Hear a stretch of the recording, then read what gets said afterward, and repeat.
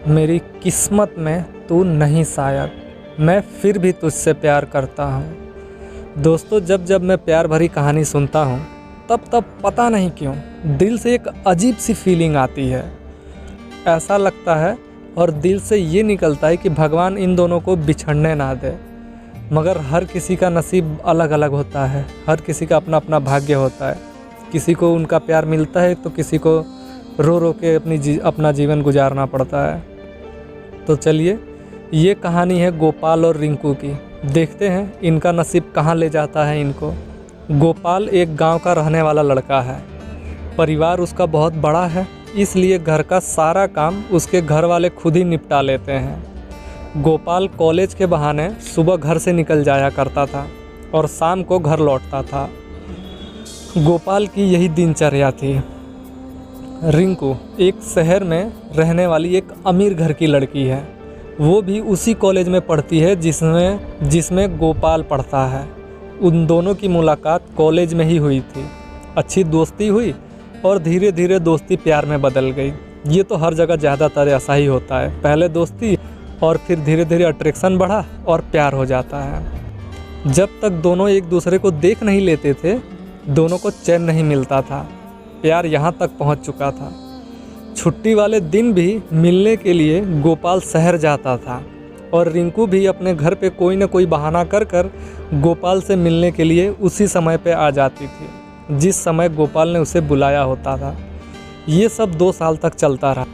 लेकिन एक दिन रिंकू के भाई ने रिंकू और गोपाल को गार्डन में बैठे देख लिया। रिंकू के भाई का नाम रोहित है। रोहित ने घर जाकर रिंकू के बारे में उसकी सारी हरकतों को बता दिया। रिंकू की ये हरकत जानकर घर वाले रिंकू से बहुत नाराज़ हुए, बहुत खरी खोटी सुनाए, काफ़ी गुस्सा भी हुए, जो कि हर घर में होता है। उसके घर वालों ने रिंकू को कॉलेज जाने से मना कर दिया और घर से बाहर भी नहीं निकलने देते। जब 3-4 दिन बीता और रिंकू कॉलेज नहीं गई, तब जो है कि गोपाल काफ़ी परेशान रहने लगा और एक दिन गोपाल सीधा रिंकू के घर आ पहुंचा। उस दिन रिंकू और गोपाल दोनों की किस्मत बहुत ही अच्छी थी, क्योंकि उस दिन रिंकू के घर पे कोई नहीं था। सब के सब किसी न किसी काम से बाहर गए हुए थे। रिंकू घर में अकेली थी। गोपाल सीधा रिंकू के कमरे में ही जा घुसा। रिंकू गोपाल को देखकर घबरा गई। उसने उसे तुरंत वापस जाने को कहा। गोपाल नहीं माना तो रिंकू ने उससे प्रॉमिस किया कि मैं तुम्हें कल पार्क में मिलने आऊँगी, जहां हम पहले रोज़ मिला करते थे। ये बात सुन के गोपाल को संतुष्टि मिली। वो जो है कि फिर रिटर्न लौट गया। थोड़ी देर में ही जैसे ही गोपाल घर से बाहर निकला, रिंकू की माँ घर में पहुँच गई। रिंकू ने भगवान को हाथ जोड़कर धन्यवाद कहा। अगले दिन जब रिंकू की माँ पड़ोस में उसकी सहेली से मिलने गई, उसी वक्त रिंकू अपने घर से निकल गई गोपाल से मिलने के लिए। गोपाल काफ़ी समय से रिंकू का इंतज़ार कर रहा था। वह रिंकू को देखकर बहुत खुश हुआ। दोनों काफ़ी देर तक बातें करते रहे। फिर रिंकू जब घर जाने लगी तो उसने गोपाल से वादा करवाया कि गोपाल कभी भी तू मेरे घर पे नहीं आएगा और ना ही कोई गलत कदम उठाएगा। ये कहकर रिंकू घर चली गई। उधर घर वालों को ये बात पता चल गई कि रिंकू वहाँ मिलने गई थी।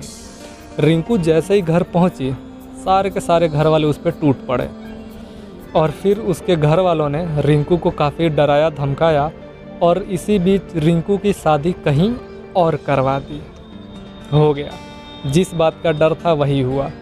यहाँ पे भी ये दो प्रेमी बिछड़ गए। गोपाल अब भी रिंकू को बहुत याद करता है और गोपाल की ज़ुबान से सिर्फ एक ही शब्द निकलता है, मेरी किस्मत में तू नहीं शायद, क्यों तेरा इंतजार करता हूँ। मेरी किस्मत में तू नहीं शायद, क्यों तेरा इंतजार करता हूँ।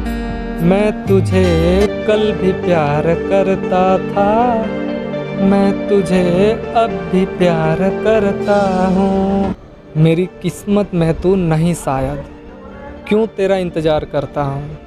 मेरी किस्मत में तू नहीं शायद, क्यों तेरा इंतज़ार करता हूँ। मैं तुझे कल भी प्यार करता था, मैं तुझे अब भी प्यार करता हूँ। सो दोस्तों, आपको ये कहानी कैसी लगी हमें ज़रूर बताइए, और ये बात ज़रूर कमेंट में लिखिएगा कि क्या आप भी अपने प्यार से कभी बिछड़े हो। सो चलिए दोस्तों, अब मिलते हैं अगली स्टोरी में।